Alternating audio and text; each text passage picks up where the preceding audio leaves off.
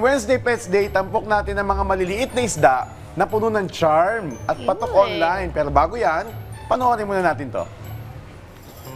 May mga alagang hindi lang nagbibigay ng kulay sa tahanan, kundi pati rin ng calming presence at daily relaxation.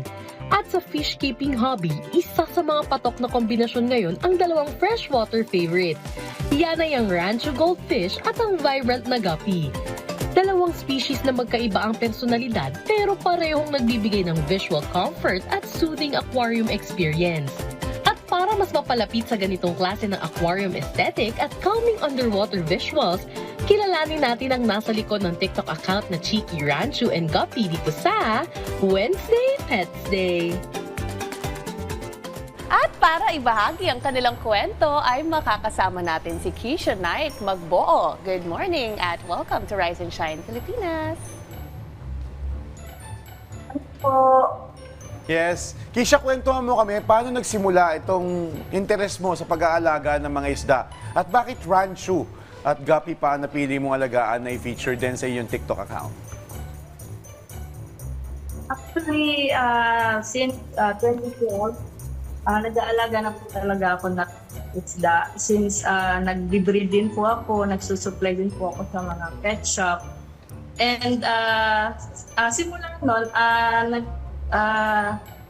Guppy talaga yung nag-start sa akin na mag-breed. Since nakita ko tong mga rancho online na napaka-cute, and sa online pa lang, nakita ko na parang nakakatanggal ng stress. Since yung work line ko is medyo stressful, dinry ko siyang ipet. Nag-try ako mag-alaga ng rancho and hindi po ako nagkamali na pinili yung rancho kasi talaga pong nakakatanggal ng stress, nakaka-relax silang panoodin. Sobrang cute. Oo, talaga naman pag may pets tayo, talaga yun yung outlet natin, di ba?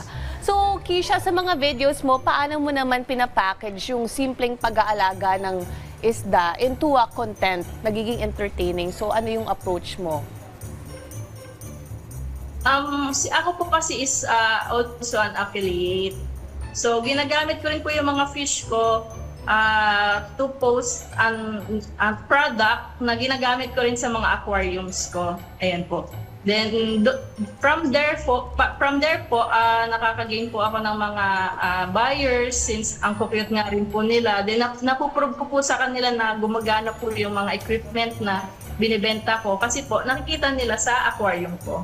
Okay. So speaking of equipment, kasi may mga tao na medyo ang dilema nila, ang hirap alagaan eh. Pagka-isda, kailangan mong palitan yung tubig, kailangan mo linisin yung aquarium. Sa'yo, para sa pag-aalaga ng Rancho at Guppy, can you share with us, ano yung pinaka-challenging part? Paano ka masasanay na alagaan to? Sa pag-aalaga po kasi ng fish, kailangan niyo rin po sila i-observe. Meron po kasing mga fish na pwedeng walang oxygen, walang filtration, katulad po dito sa taas. Itong rancho po, na-observe ko po na kailangan talaga nila ng oxygen para din po gumanda yung kulay nila, gumanda rin po yung katawan nila. And doon po, kailangan din po ng mag-research para po hindi rin po tayo mamatayan ng pets. Doon po kasi ako natatakot eh. Pero so far naman po, hindi pa rin po ako namamatayan ng pet. So, effective po yung mga ginagamit ko na equipment. Kagaya po nitong nasa taas. Ito po yung filtration ko para sa isda ko. Oh, kaya nga yung mga iba na gusto magkaroon ng fish pets, na-intimidate na mag-alaga ng isda. So, ano naman yung tips mo para sa kanila? Ang tips ko po is do your research po talaga. Then observe po natin yung isda natin, kilalanin po natin yung isda natin. Kasi habang pinapanood ko po sila, na-observe ko po and nakikilala ko po yung behavior nila. And pag sa ganun po, nakikita ko na may ganitong siyang behavior. Nagre-research po ako na bakit sila ganito, bakit ganun yung galaw nila. Yung mga ganun po, more on research po and communicate po, connect with your pet. Ayan po. Yun. Pasok ka sa loob ng aquarium. Sorry.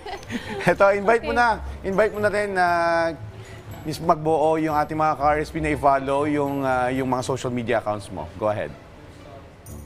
Yes po. Hello po. Please follow my TikTok account po, Chiki Rancho and Gapi. I also have my account which is Pulyan, which is Keisha Knight Pulyan Magboo po. Alright. Thank you. Well, thank you so much. That was Miss Keisha Knight Magboo sa inyong mga tips and advice.